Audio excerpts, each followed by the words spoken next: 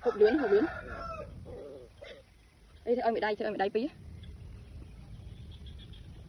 ơi, mày đây pí đấy.